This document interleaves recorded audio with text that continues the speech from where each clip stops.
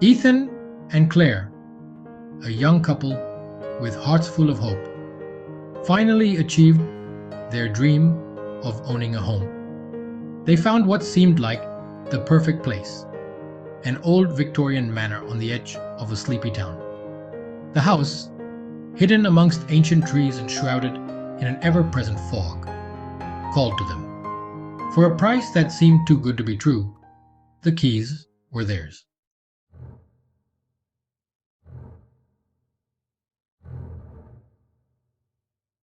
The real estate agent, his face etched with a mixture of relief and anxiety, practically threw the keys into Ethan's hand.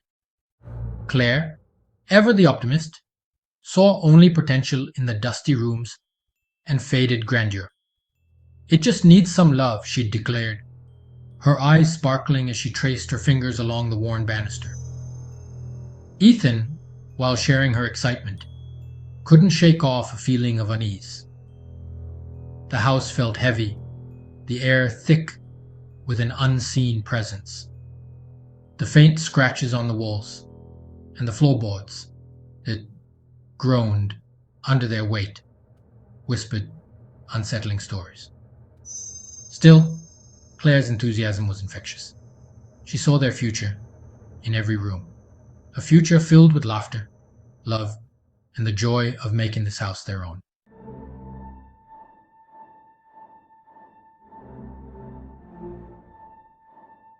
Morning painted the sky with hues of optimism, a stark contrast to the growing unease within the old Victorian house.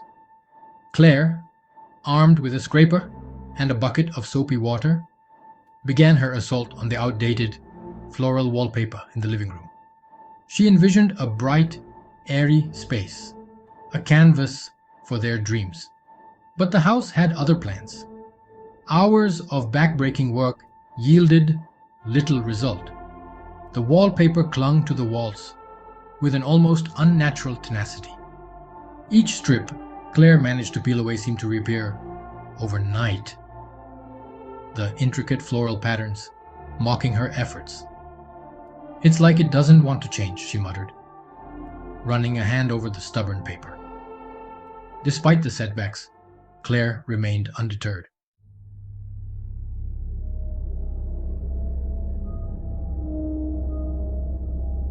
As days turned into nights, the strange occurrences escalated. Furniture rearranged itself overnight. Ethan and Claire would meticulously arrange the living room, only to wake up to a scene of unsettling chaos. Chairs faced the fireplace, as if awaiting unseen guests. Books toppled from shelves, their pages filled with cryptic symbols. "This isn't right," Ethan muttered one morning, staring at a fallen portrait that now lay shattered on the floor. Claire tried to rationalize the events, blaming drafts or their own forgetfulness.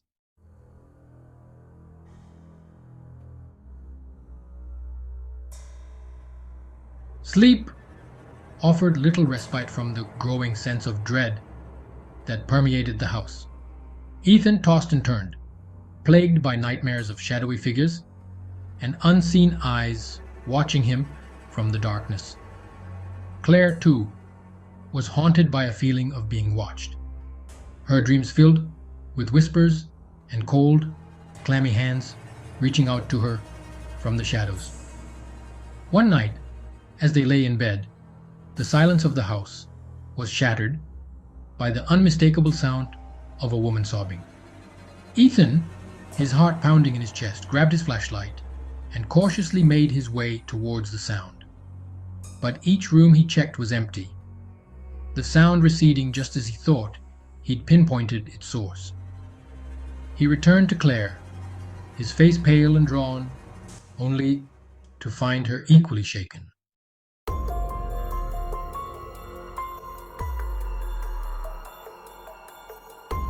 The kitchen, usually a place of warmth and nourishment, had become another source of unease in the house.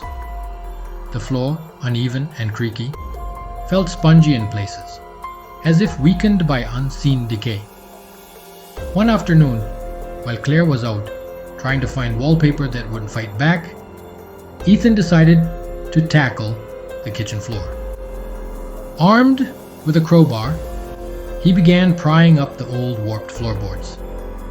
Beneath the surface, the wood was rotten and damp, years of neglect evident in its crumbling texture. But it was what Ethan saw next that made his blood run cold. Burned into the subfloor, blackened and preserved by time, was a handprint. This handprint had been seared into the wood, a mark of unimaginable pain and terror. Ethan's breath caught in his throat.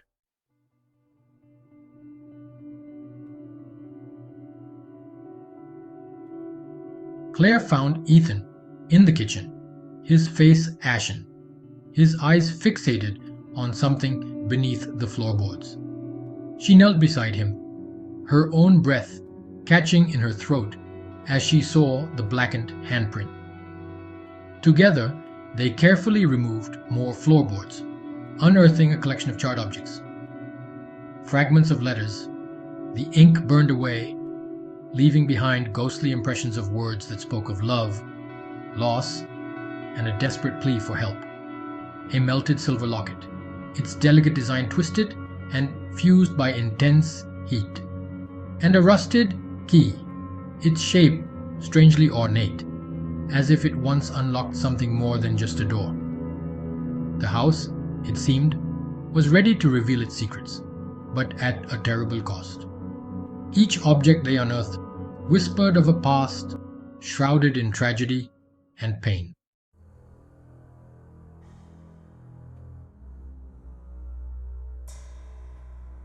The crash echoed through the house like a clap of thunder, shaking the very foundation of their sanity.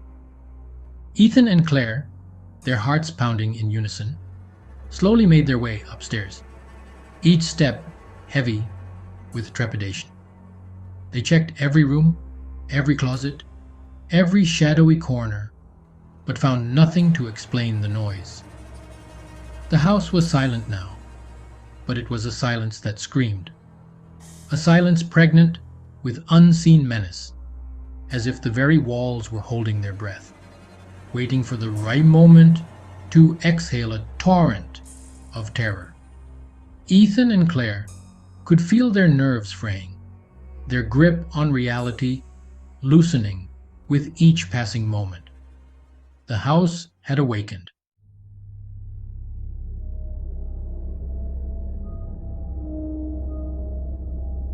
The house was never truly silent, even in the dead of night. Strange creaks and groans echoed through the empty halls, each sound a hammer blow to Ethan and Claire's dwindling sense of peace. But that night, something else stirred. Claire's sleep, troubled and fitful, was invaded by vivid, terrifying dreams. She dreamt of fire, a raging inferno that consumed everything in its path. She saw shadowy figures dancing amidst the flames, their faces contorted in agony, their screams swallowed by the roar of the blaze. One figure stood out, a woman wreathed in flames, her outstretched hand a plea for help that Claire couldn't answer. She woke with a gasp, her heart racing, her body slick with cold sweat.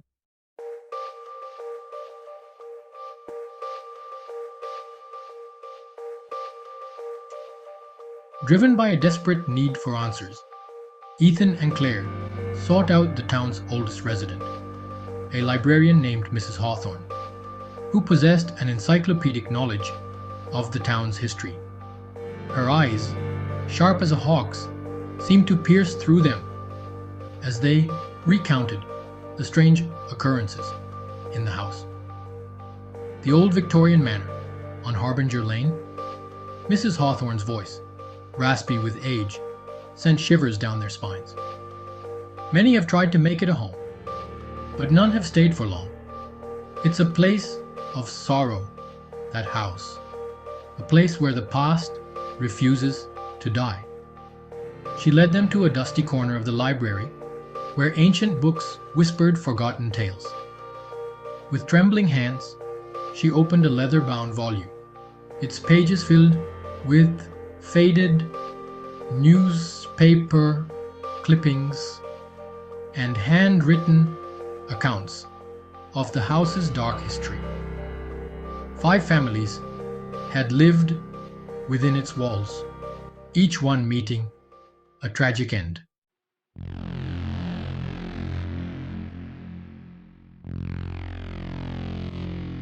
As they read the accounts of the house's tragic past, a chilling realization washed over Ethan and Claire.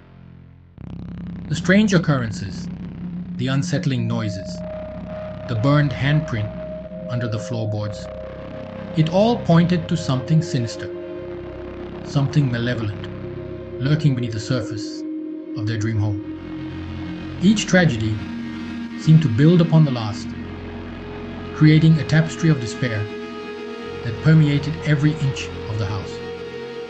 The air grew thick with the weight of unspoken words, of fear and suffering that had seeped into the very walls. "We have to leave," Claire whispered, her voice trembling with a mixture of fear and determination. Ethan nodded, his throat tight with a fear he couldn't articulate.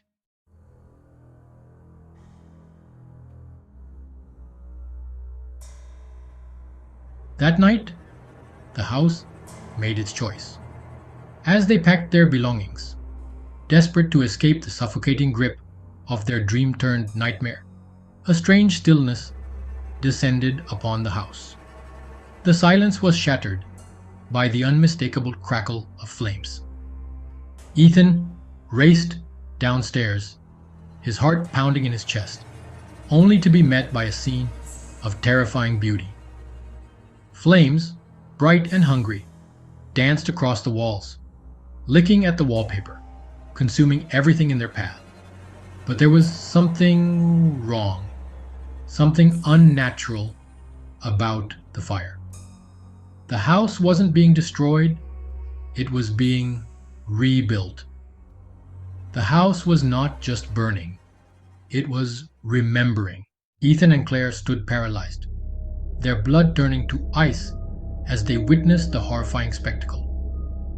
The flames, now a raging inferno, seemed to dance with spectral figures. The faces of the damned stared back at them, their hollow eyes burning with a cold, malevolent light. "It's them!" Claire choked out, her voice barely a whisper. The families from the stories. Each ghostly figure bore a chilling resemblance to the descriptions in the old librarian's book. Ethan grabbed Claire's hand, urging her toward the front door. "We have to get out of here," he shouted, his words nearly drowned out by the roar of the fire.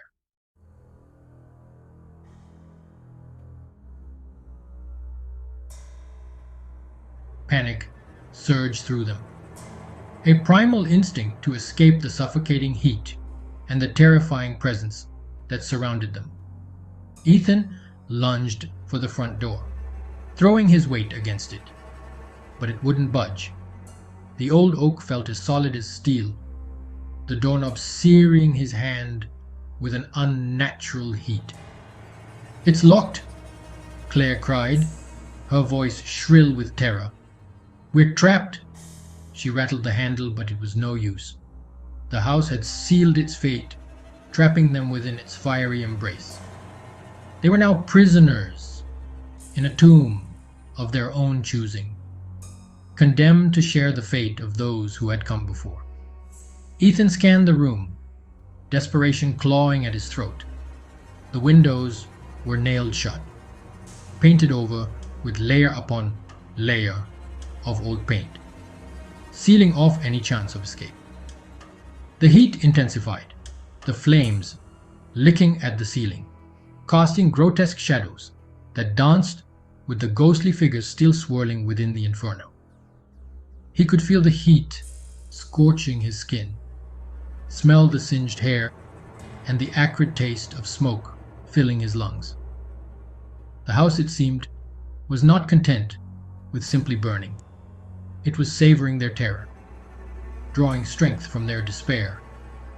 The flames pressed closer, their fiery tongues licking at the edges of their vision, and Ethan knew that time was running out.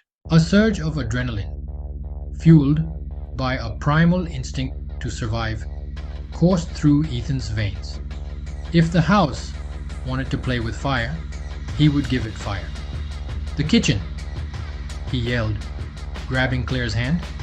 "There's a gas line under the sink." He struck a match, the tiny flame a beacon of defiance, their only hope of escaping the clutches of the house that had become their living hell. With a swift, desperate motion, Ethan ignited the lighter. A jet of flame erupted from the exposed gas line. The kitchen transformed into a raging furnace. The house fought back with a vengeance. Flames twisted and contorted, hurting them back. The front door swung open, beckoning them into the inferno.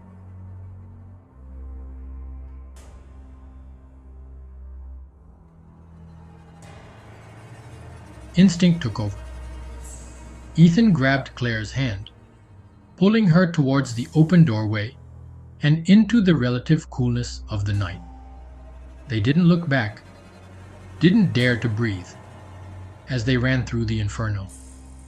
The heat scorching their backs, the screams of the damned echoing in their ears. They emerged into the night air, gasping for breath, their lungs raw, their bodies trembling with exhaustion and terror. The cool night air never felt so good, the taste of freedom never so sweet. They stumbled away from the burning house, collapsing onto the dew-soaked grass, their bodies racked with coughs, their eyes stinging from the smoke. But even as they lay there, struggling to catch their breath, a new horror unfolded before their eyes. The house, still engulfed in flames, was not collapsing, not succumbing to the inferno that raged within. It was rebuilding itself. The flames, as if guided by an unseen hand, began to recede, the ghostly figures within the inferno fading back into the shadows. Charred timbers reformed, blackened walls regained their shape, and the gaping hole where the front door had stood sealed shut, as if the fire had never been. The house, wounded but defiant, stood tall against the backdrop of the night, its windows glowing with an eerie internal light. Ethan and Claire watched in stunned silence as the house, their dream-turned nightmare, reasserted its dominance over the land. The flames, now reduced to flickering embers, danced across its surface, casting grotesque shadows. The first light of dawn painted the sky with hues of pink and orange, a stark contrast to the darkness that still clung to the house. Ethan and Claire, battered and bruised, could only stare at the house that had refused to let them go. The house remained, a silent sentinel on the edge of town, waiting patiently for its next victims. The sun, a pale disk in the morning sky, did little to warm the chill that had settled deep within Ethan and Claire. They walked in silence, their footsteps heavy on the asphalt, each step taking them further from the nightmare of Harbinger Lane. The physical wounds would heal, but the scars left by the house ran deeper. Ethan glanced at Claire, her face pale, her eyes distant, and he saw a reflection of his own terror. They had escaped, but a part of them, the precious innocence, had been consumed by the flames. News of the fire spread through the small town like wildfire. Whispers followed Ethan and Claire as they made their way to the bus station. Ethan and Claire, their heads bowed, paid them no heed. The for sale sign on Harbinger Lane disappeared, replaced by a sold sign. A new family, oblivious to the horrors, would soon cross the threshold. Ethan and Claire boarded the bus, their destination unknown. As the bus pulled away, they stole one last glance at the house. They swore they saw a flicker of movement in the upstairs window. Thanks for joining us in the shadows tonight. If you enjoyed the terror, like and subscribe for more spine-chilling stories. Share your thoughts below. And remember, stay close to the light. Until next time, sleep tight if you can.